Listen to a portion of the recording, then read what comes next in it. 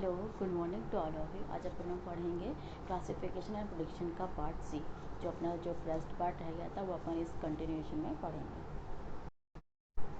इसके पहले स्लाइड में अपन लोगों ने पढ़ा था क्लासिफिकेशन एंड प्रेडिक्शन के किस किस टाइप के मेथड होते हैं, ठीक है। देन यहाँ पे अपन पढ़ेंगे क्लासिफिकेशन के और अलग कौन कौन से मेथड है जिसके थ्रू अपन क्या कर सकते हैं, क्लासिफिकेशन कर सकते हैं। तो यहाँ पे सबसे पहले आपका आता है जेनेटिक एल्गोरिथम, फिर आता है आपका फजी सेट अप्रोचेस, फिर आता है आपका रिग्रेशन एनालिसिस, देन आपका आता है लीनियर रिग्रेशन, फिर आता है non linear regression and last में आता है आपका क्लासीफायर एक्यूरेसी। ये सब क्या है, other type of classification method है। देन अपन यहाँ पे पढ़ेंगे सबसे पहले जेनेटिक एल्गोरिथम। जेनेटिक एल्गोरिथम क्या होती है, जैसे अपन लोगों को क्या मैं अपन लोग बोलते हैं जेनेटिक इंजीनियरिंग। जेनेटिक इंजीनियरिंग अपन लोग क्या पढ़ते हैं, आपके जो क्रोमोसोम है किससे रिलेटेड रहते हैं ना। तो यहाँ पे जो जेनेटिक इंजीनियरिंग या के थ्रू अपन लोग जो जेनेटिक एल्गोरिथम अपन पढ़ रहे हैं वो अपन लोग इसलिए पढ़ रहे हैं कि जितने भी अपने पास जो एल्गोरिदम्स हैं वो जो भी अपन एल्गोरिदम जो भी इवेलुएट करते हैं वो उसकी फिटनेस टेस्ट करने के लिए, उसकी जो फिटनेस कितनी होगी या इसका जो भी अपना कॉस्ट कितना होगा, ऐसा फाइंड आउट करने के लिए अपन लोग क्या पढ़ते हैं, जेनेटिक एल्गोरिथम पढ़ते हैं। जेनेटिक एल्गोरिथम क्या होता है, each rule can be represented as a string of bit. मतलब क्या है, अगर आपको कोई जेनेटिक एल्गोरिथम के थ्रू कुछ कैलकुलेट करना है तो अपन लोग उसमें उसका कैलकुलेशन किस बेसिस पर करेंगे, स्ट्रिंग ऑफ बिट्स के बेसिस पर करेंगे। तो ये आपका क्या कहलाता है, जेनेटिक एल्गोरिथम कहलाता है, जो किस लिए यूज़ होता है, आपकी बाकी एल्गोरिथम की फिटनेस चेकआउट करने के लिए यूज़ किया जाता है। देन इसके बाद अपने पास आता है सेकंड फजी सेट अप्रोचेस। तो फजी सेट अप्रोचेस क्या करता है, इसमें जो फजी सेट की जो इसमें एक होता है मेंबरशिप फंक्शन होता है। तो मेंबरशिप फंक्शन जैसे आप लोग एआई में भी पढ़े होंगे आप लोग उसमें कि फजी सेट क्या होता है। तो फजी सेट मीन्स क्या होता है, उसमें जो मेंबरशिप फंक्शन होता है उसकी वैल्यू हमेशा किसी किसके बीच में लाइक करती है, बिटवीन 0 to 1 के बीच में लाइक करती है ना। तो जो भी मेंबरशिप फंक्शन आपका होता है फजी सेट में, उसकी जो मेंबरशिप वैल्यू होती है वो कितनी होती है, जनरली मतलब जो ऑक्यूपाई करती है 0.0 to 0.1, उसकी मेंबरशिप फंक्शन की जो वैल्यू है कभी भी 1 से ज़्यादा नहीं हो सकती, ठीक है।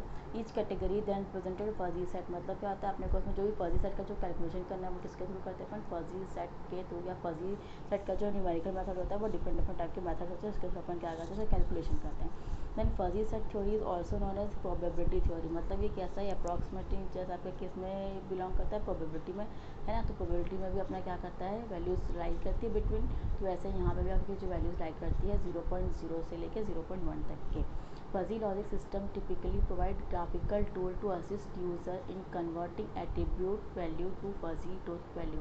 इट मीन्स क्या करता है, ये जो आपका है वो ग्राफिकल एक टूल प्रोवाइड करता है किसके लिए, आपकी वैल्यूज़ को कन्वर्ट करने के लिए, किसमें, ट्रूथ टेबल में। तो आपका क्या कहलाता है, वो फजी सेट अप्रोचेस कहलाता है।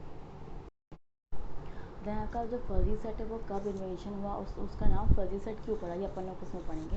तो फजी सेट जो आया था आपका 1965 में आया था, जो कि इसका साइंटिस्ट थे लॉफ्टी जेडान, जिन्होंने इसको क्या किया था, इन्वेंशन किया था। इसमें दो वैल्यू रहती है जो जनरली किस पे डिपेंड करती है, लॉजिकल वैल्यू डिपेंड करती है, जो किस पे रहता है, आपका जनरली प्रोबेबिलिटी थ्योरी के ऊपर डिपेंड्स करता है। It let us work at a high level of abstraction and offers a means of dealing with enterprises measurement of data.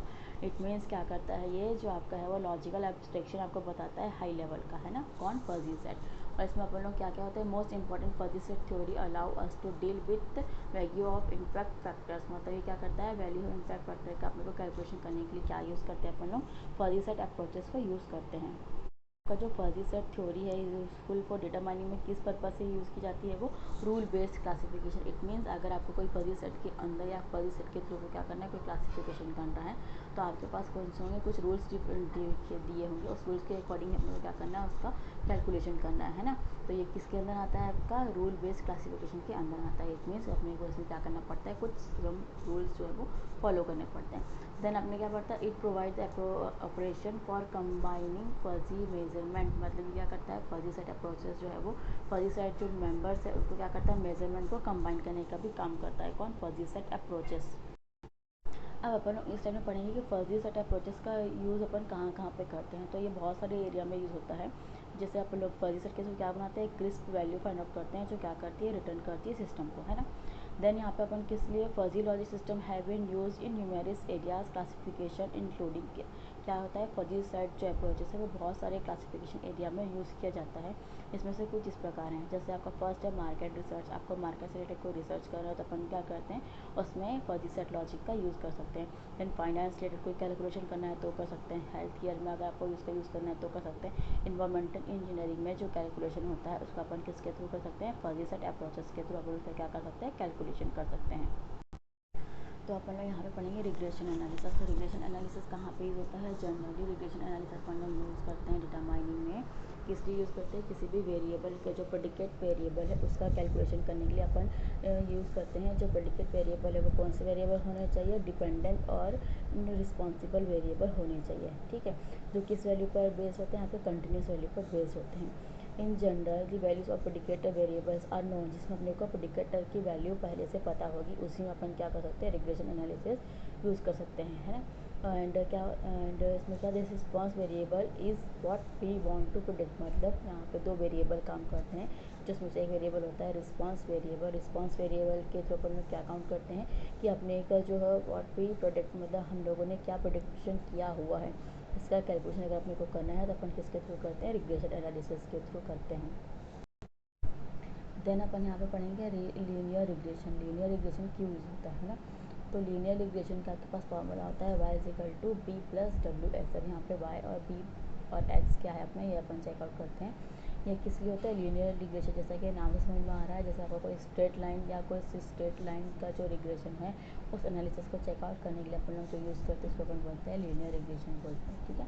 That it is the simplest form of regression, सबसे simplest form है किसका, आपके regression calculation का। And models y is a linear function of v।